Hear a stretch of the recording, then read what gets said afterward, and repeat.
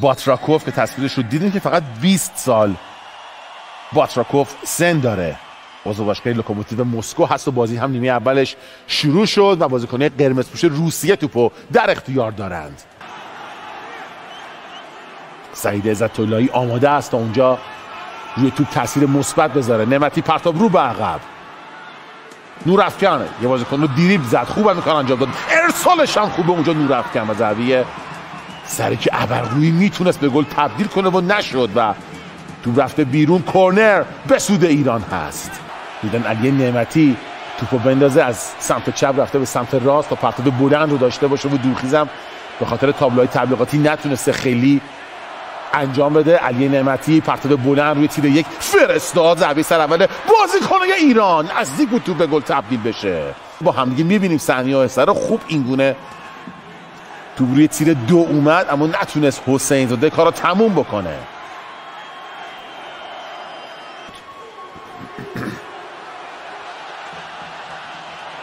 حرکت پاس عالی تو در بین مدافعان ایران، اونجا فضا ایجاد میشه و دروازه ما باز شد خیلی راحت.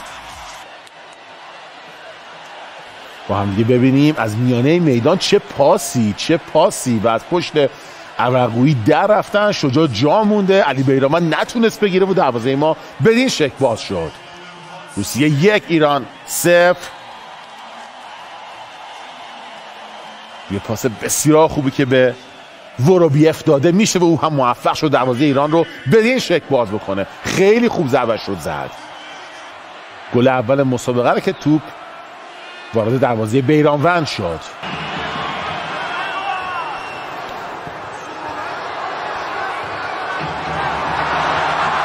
یه حرکت باز هم در ضد حمله تیم روسیه خطرناک میشه دو دروازه ایران. بیرانوند رفته بیرون، یه برخورد میکرد پنالتی بود. دروازه الان خالیه و بیرانوند سریع برگرده بود. دفاع اونجا نجات دادن، نتونست بازیکن روسیه رو متوقف کنه. با هم دیگه میبینی فرار خوب باکایف، پاس رو به عقبش، کنترل و ضربه‌ای که بدین شکل شجاع دروازه رو نجات داد. اونجا شجاع حضور داشت. یک بار دیگه واسه بازیکن روسیه تو زمین ایران میرن برای گل دوم. یه چرخش، یه فرصت زاویه زمینی که تغییر مسیر هم داد. توپو بیرانوند راحت توپو در اختیار گرفت. ملخین توپگیری خوبه بازیکنی ایران. در حمله ما داره شکل میگیره. مهدی طارمی توی محوطه جریمه خود طارمی میخواد تغییر مسیر بده و ضربه‌اش رو زد اما گرفت توپو سافونوف. ماتوی سافونوف توپو گرفتش. مهدی طارمی توپ از پاش جدا هم شد مهدی طارمی اما اینگونه ضربه آخرش رو زد. تیم ایران هم تحت فشار و ضربه محکمی که زده میشه تو با اختلاف بیرون رفت. گلباف مدافعان روسیه مهدی طارمی ملخین رو مقابل داره، پا عوض کرد، عالی کار انجام داد طارمی برای محبی اما توپ محبی نرسید. این بازی در نظر گرفتم باز هم حمله تیم روسیه در زمین ایران پشت محوطه جریمه صاحب موقعیت هستن. فرصت داره کم کم به گل دوم میرسونه روسیه رو. ارسال کوتاه، پاسکاری عالی، ضربه بغل پای چپ که خوب نیست و تو با اختلاف بیرون رفت. ضربه‌ای که گلوشنکوف به توپ میزنه.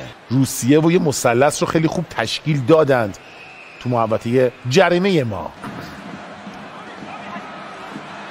به سمت دروازه ایران فرصت داره روسیه که از راه میرسه. نعمتی توپو میگیره و با پای چپ توپو دور کرد. علی نعمتی،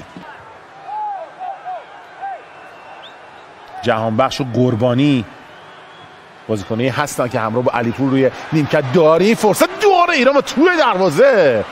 یه همکاری خوب امیر حسین داره به گل مساوی ما میرسونه. بازی شد 1-1 مساوی و امیر حسین زاده برای ما گل مساوی رو تونست در آغاز نیمه دوم ثمر برسونه. روسیه 1 ایران 1. با هم میبینیم صحنه آهسته رو خیلی خوب نفوذ کردن. سامان قدوس برای رامین رضاییان، پاس رامین عالی بود رو به جلو و در نهایت با تاثیر مثبت قدوس و رامین رضاییان ایران به گل مساوی رسید. عالی بود پاس رامین رضاییان های اصغر مازیار عزیز. خواهش میکنم. عرض کردم خدمتون تعدادش حتی میتونه زیاد هم باشه ولی در هر صورت تو این قسمت کار تو فاز دفاعی ما مشکل داریم که باید این به هر شکل جبران بشه. برخورد کرد و اینا صحنه است که ما به گل گذاشت، اما در ادامه بازیکن روسیه توپو گرفته تا حمله داره براشون شکل میگیره و یه پا باز هم اونجا میندازه. حسین زاده خیلی خوب توپو گرفت، زاویه آخرش خوب نیست. امیرحسین حسین زاده توپش با اختلاف به بیرون رفت. باز هم جلو میان بازیکن روسیه تو زمین ایران، 4 تا پاس خوب، ضربه محکم راه دور، اما دیگه این بار ضربه گلوشنکوف هم در چارچوب نبود. گلبوف باز هم یه ارسال رو دروازه ایران، ضربه سر شیجه‌ای شجاع و حالا توپی که تم به کرنر میده و رفته بیرون و میتونه تعویض انجام بشه. به چه شکل پیش خواهند رفت؟ یه ارسال فرصت داره روسیه و برگردوندن مدافعان ما، ضربه محکم راه دور و چه گلی میزنن. بازی 2-1 میشه. خوشحالی خودشو با بازیکن‌ها و تماشاچی‌ها تقسیم کرد. ضربه محکم پای راست راه دور، توپی که به گوشه دروازه رفت و شیرجی بلند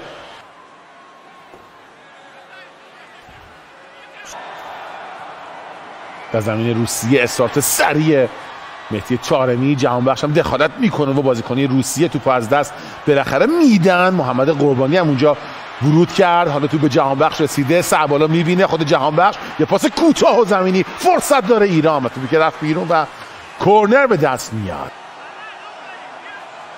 توپگیری خوب بازیکنی ما اینجا دنبال کرد مسیر توپو به خوبی. علیرضا جهانبخش راه میرسن، بازیکنی روسیه توپو دور میکنن.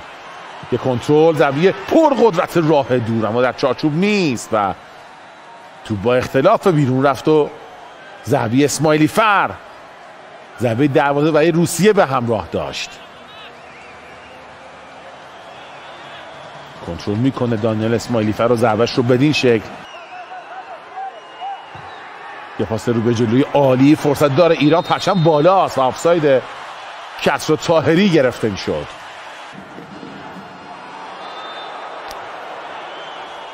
باز هم خطای بازیکن ما هست و جهانبخش و کارت زردی که از داور دریافت میکنه کاپیتان تیم ملی کشورمون.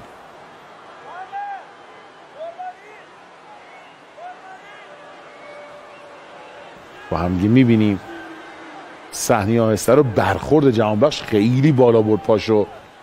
باتراکوف میفرسته روی دروازه، فرصت داره روسیه برای گل سوم، داره موقعیت ایجاد میشه. با بازیکنی خط دفاعی ما توپو دور کردن، زده حمله میتونه شکل بگیره. محبی 2 دقیقه 4 دقیقه وقت طرف شده هم که گذشت.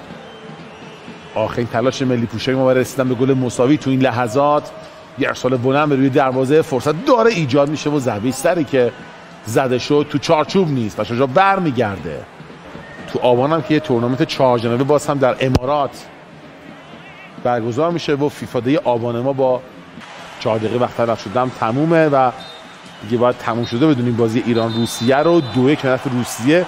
صدای سوت داور که اومد یعنی بازی تمامه و در فیفا دی مهر ما بازی اول ما 2-1 به نفع روسیه تموم شد.